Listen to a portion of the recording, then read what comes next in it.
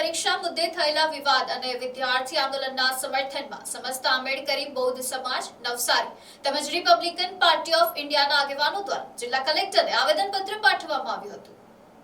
સંસ્થાના પ્રતિનિધિ ગુણવંત રાઠોડે જણાવ્યું હતું કે સોનમ વાંગચુક સહિત શિક્ષણને સમર્થન આપતા લોકો અને વિદ્યાર્થીઓ દ્વારા જંતર મંતર ખાતે કરવામાં આવેલા ધરણા પ્રદર્શન અને ઉપવાસ આંદોલન દરમિયાન પોલીસ દ્વારા દમનાત્મક કાર્યવાહી અને લાઠીચાર્જ કરવામાં આવ્યો હોવાના આક્ષેપ સાથે આ કાર્યવાહીનો વિરોધ નોંધાવવામાં આવ્યો છે।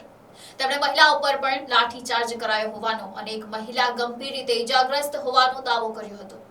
આવેદનપત્રમાં ભવિષ્યમાં વિદ્યાર્થીઓના શાંતિપૂર્ણ આંદોલનો સામે આવી કાર્યવાહી ન થાય તેવી માંગ કરવામાં આવી છે।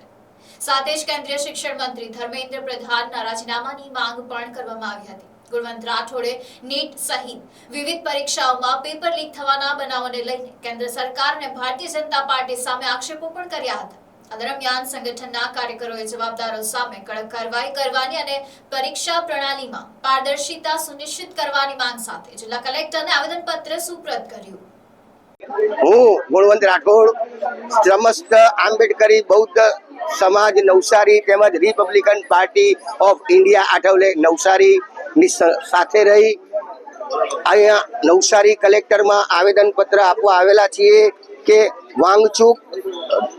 સોનુ વાંગચુકની સાથે જંતર મંતર ઉપર જે નીટની પરીક્ષામાં ગોવચારી થઈ રહેલી તેના વિરોધમાં જે શિક્ષણને માનતા લોકો અને વિદ્યાર્થીઓ દ્વારા જે ધરણા પ્રદર્શન અને ઉપવાસ આંદોલનો જે કરી રહેલા તેમાં 22 જણા આત્મહત્યા થયેલી છે અને પોલીસ દ્વારા જે દમન થયું છે, લાઠીચાર્જ થયો છે, તેમાં બહેનોની ઉપર પણ લાઠીચાર્જ કરવામાં આવેલો છે।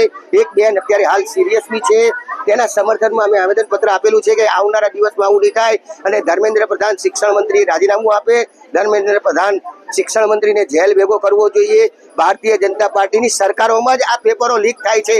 આ ચોથી કે પાંચમી વખત થયેલું છે, એટલે ભારતીય જનતા પાર્ટીએ સરકાર બનાવવાનું છોડી દેવું જોઈએ અને સમસ્ત ભારતીય જનતા પાર્ટીના સાંસદોએ રાજીનામા આપવા જોઈએ।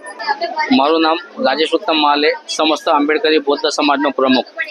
આજ રોજ કલેક્ટર સાહેબશ્રીને અમે આવેદનપત્ર આપીએ છીએ જે પેપર લીક નીટનો જે પેપર લીક થયેલું છે એની બાબતમાં અને જે 22 છોકરાએ આત્મહત્યા કરી જે પેપર લીક થયું એને કારણથી જે સોનમ સરે આંદોલન ચાલુ છે, ઉપાસન પર બેલા છે અને એમની સાથે 20 તારીખે ગેરવર્તન કરવામાં આવ્યું અને જે જંતર મંતર પર બધા ભેગા હતા એમના ઉપર લાઠીચાર્જ કર્યું એ બહુ ખોટું છે અને જે ડિમાન્ડ છે સોનમ સરની એ વહેલી તકે પૂરી થવા જોઈએ। ધર્મેન્દ્ર પ્રધાનનો ઇસ્તીફા વહેલામાં વહેલા આપવું જોઈએ, નહીં તો આવનારા સમયમાં ઉગ્ર આંદોલન થશે અને એની પૂરી જવાબદારી તંત્રની રહેશે।